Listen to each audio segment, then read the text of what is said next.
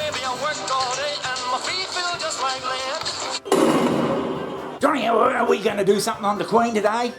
No, Johnny, we're not talking about the Queen again. Oh, Jesus. What we're talking about, Johnny, today is bloody our good old friend Elon Musk. Elon? Yeah, what the hell's Elon been doing? Yeah, Elon Musk, what the hell is he doing? We haven't heard from him for a while. Yeah, is he? I think it's time we got an update on how his bloody Mars mission is going. Now, the sales pitch for going to Mars is that it's going to be cramped, dangerous, difficult, very hard work. You might die, and that's the sales pitch. I hope you like it. Well, Jesus Christ.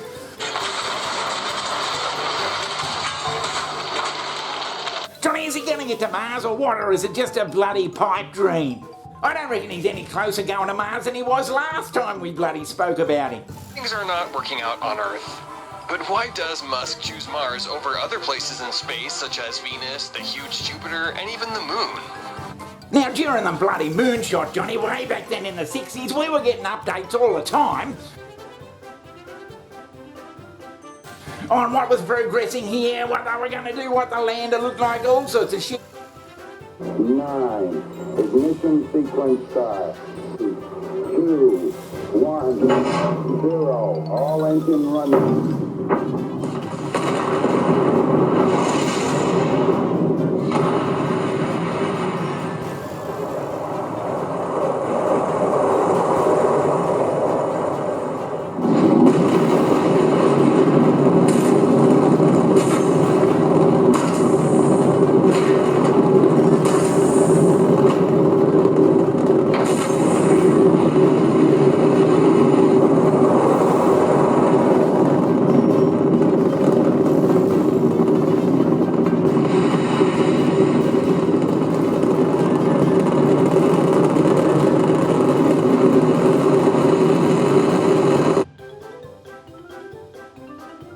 Holy shit!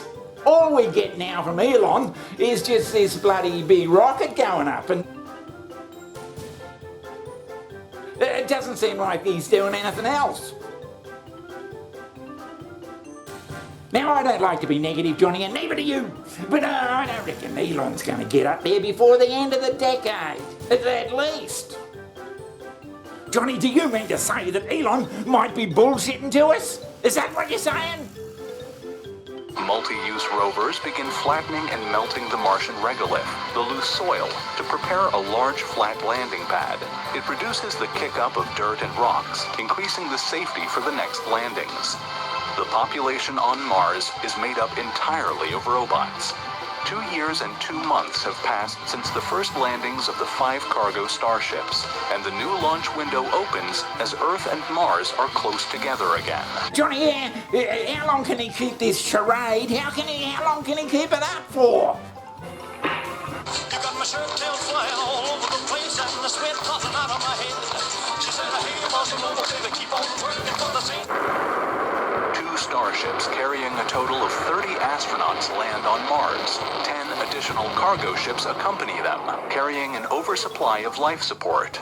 These first astronaut settlers are scientists, engineers, medical specialists, and military personnel with scientific backgrounds. They all have to stay on Mars for the full 2 years and 2 months. This is not a short-term visit. It is a mission to make life sustainable and multi-planetary. During the first week on Mars, the astronauts are suffering from the effects of low gravity after the 7-month journey and have weaker muscles. The first week is used to acclimate to the gravity of the red planet and celebrate surviving the journey. The new settlers live in their starships that they landed in. The crew begins to adapt to their new surroundings. Now, all that stuff sounds like bloody fairy stories to me, Johnny. If you believe all that bullshit we just bloody witnessed, you haven't got a grasp of reality. to their new surroundings. Life on Mars is harsh. The average temperature outside is minus 63 degrees Celsius or minus 81 degrees Fahrenheit, with a maximum of 20 degrees Celsius, 68 degrees Fahrenheit in the summer at the equator. Windstorms are common on Mars. They lift rust-colored dust into the atmosphere that can cover the entire planet. Mars also experiences quakes. Orbiters that are monitoring the climate on Mars act as weather satellites, warning astronauts of incoming dust storms and changes in the weather. Apart from the fact that the journey to Mars will take around 6 months, it will take an amount of around 1,000 spaceships and 1 million tons of vitamin C to make life on Mars verifiable. Elon Musk believes that life on Mars can only be achievable if there is a self-sustaining city there. One thing that has been a major obstacle to the Mars occupation is the ships. And their need to resupply. For the time being, the issue of ships coming down to Earth from Mars after landing there is one that has been on the tables for long. Elon's got a bit of a record about slightly exaggerating what he's up to. He said we're going to have bloody huge big electric trucks by 2020. They'll be everywhere and they'll be bloody beautiful. I haven't seen one. But Johnny, you just can't. We're all going to be bloody driving automated cars, self-driving cars by 2025. Well, that's only 3 years away. I mean, he's saying this and saying that, and he bloody becomes famous and he bullshits on, but I don't see us bloody going to Mars for fucking years. Oh, that sounds like bullshit to me. I mean, Johnny, all they need is one accident, one disaster, and the whole thing could be set back bloody years. I mean, look, Johnny, what if there is a disaster? And as for getting people safely into space, Johnny, poor old Jeff Bezos, just this week his bloody penis rocket, it malfunctioned halfway up and the fucking parachutes had to come out and everything, and there was a fireball and oh, Christ knows what. Poor Blue Origin, they really can't catch a break. Its suborbital rocket had just failed shortly after launch in Texas on Monday morning, a huge setback for the Amazon founder's wider ambitions of sending humans into orbit. What exactly happened with the Blue Origin New Shepard flight? And how did the FAA react to this explosion? Oh, poor old Jeff. By Jesus, I feel sorry for him sometimes. Oh, it's all great fun until someone gets bloody hurt.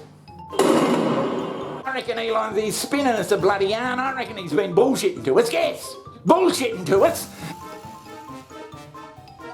For quite a few years. And I'm saying here on international TV, Johnny, that if Elon gets to Mars before the end of the decade, I'll run around in the nude in a public square somewhere. I'll be doing something humiliating, don't you worry about that. But that's the price you're going to pay, because I don't reckon he's going to get there till the end of the decade at least. With the belief that NASA wasn't doing more to get people to Mars, and the fact that Earth might eventually become an uninhabitable wasteland, Elon Musk founded SpaceX, the rocket company making waves today. And Johnny, you and I should hope and pray, yes, pray, that we're still alive to see Elon land on Mars, because we don't want to be bloody. We don't want to be bloody. Well, Johnny, it's been a bloody great update. I don't know whether we've learned anything, but by Jesus, it's been a good update. Yeah, we're just going to get the shit we deserve.